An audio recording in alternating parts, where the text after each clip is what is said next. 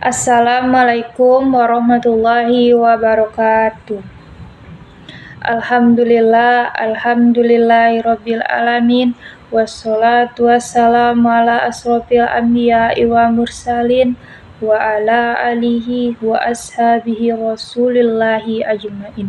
Amma ba'du. Yang pertama-tama, marilah kita panjatkan puji syukur kita kepada Allah Subhanahu wa Ta'ala, yang mana pada hari ini kita masih diberikan kesehatan.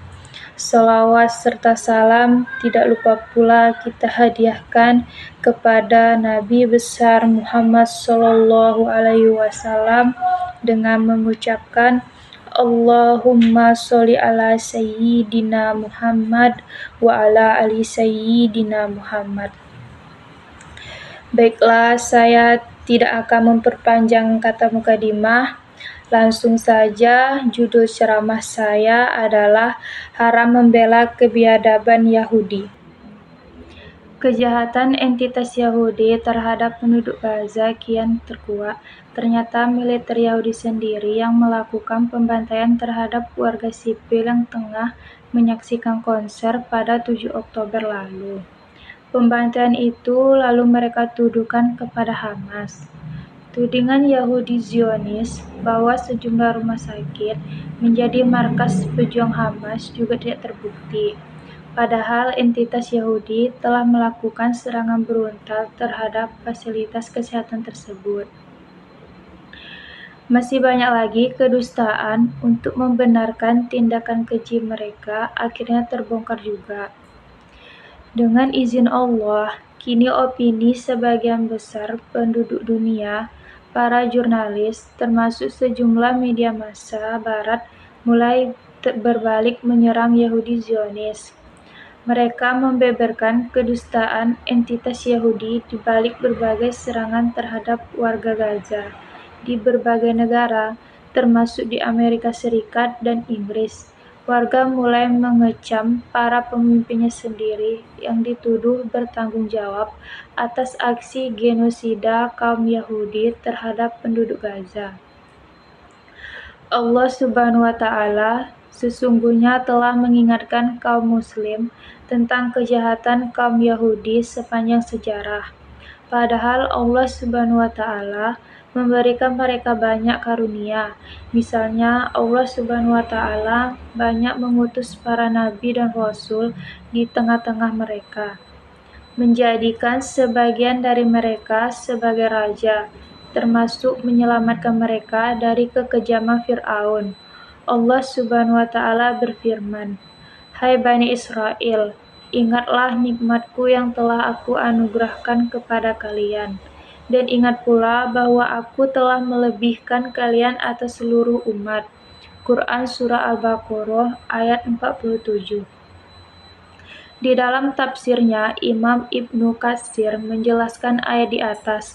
Allah Subhanahu wa Ta'ala menyebutkan kepada mereka tentang pemberian nikmatnya kepada nenek moyang dan leluhur mereka. Juga kelebihan mereka dengan mengutuskan para rasul dari kalangan mereka. Allah Subhanahu wa Ta'ala pun menurunkan kitab kepada mereka serta keistimewaan atas umat-umat lain pada zaman mereka. Di antara mereka ada yang mengimani Allah dan para nabi, seperti kaum Hawariyun yang menjadikan pengikut Nabi Isa alaihissalam. Pada masa Rasulullah SAW, ada Safiyah binti Huyairah yang menjadikan istri Rasulullah SAW. Ada juga Abdullah bin Salam yang termasuk kalangan sahabat Nabi SAW. Akan tetapi, kebanyakan dari mereka justru mengingkari Allah Subhanahu wa Ta'ala dan para nabi. Mereka malah mengobarkan permusuhan terhadap orang-orang yang beriman. Berbagai tabir buruk kaum Yahudi diungkap Allah Subhanahu wa Ta'ala di dalam Al-Quran. Tujuannya agar menjadikan peringatan bagi kaum muslim. Di antara tabir buruk kaum Yahudi, yang pertama, suka mengkhianati perjanjian. Sedari dulu kaum Yahudi punya karakter pengkhianat. Karena itu, jangan mudah mempercayai mereka untuk menepati segala bentuk perjanjian Allah Subhanahu wa Ta'ala berfirman, "Patutkah mereka mengingkar ayat-ayat Allah, dan setiap kali mereka mengingkar janji, segolongan mereka melemparkan janji tersebut. Bahkan sebagian besar dari mereka tidak beriman." Al-Quran Surah Al-Baqarah ayat 100. Pengkhianatan ini sudah ditampakkan kaum Yahudi pada masa Nabi Shallallahu Alaihi Wasallam.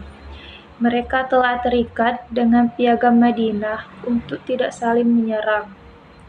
Namun, justru berkali-kali mereka melanggar isi perjanjian tersebut, termasuk bersekutu dengan kaum musyrik Quraisy pada Perang Ahzab. Mereka berusaha menusuk kaum muslim dari belakang. Pada masa kini, Yahudi Zionis juga berkali-kali menyatakan gencatan senjata di Palestina, namun berkali-kali pula mereka melanggar perjanjian tersebut. Begitulah tabiat asli mereka telah ditampakkan dalam sejarah. Yang kedua, membunuh para nabi. Kejahatan terbesar kaum Yahudi atau Bani Israel adalah melakukan pembunuhan terhadap para nabi dan rasul. Allah Subhanahu wa Ta'ala berfirman, "Sungguh kami telah mengambil perjanjian dari Bani Israel. Kami pun telah mengutus para rasul kepada mereka. Namun setiap datang seorang rasul kepada mereka dengan membawa apa yang tidak diinginkan oleh hawa nafsu mereka, maka sebagian dari rasul-rasul itu mereka dustakan, dan sebagian lainnya mereka bunuh." Al-Quran Surat Al-Maidah ayat 70. Di antara utusan Allah yang mereka bunuh adalah Nabi Zakaria alaihissalam dan Nabi Yahya alaihissalam. Adapun Nabi Isa alaihissalam diselamatkan oleh Allah dari upaya pembunuhan oleh kaum Bani Israel.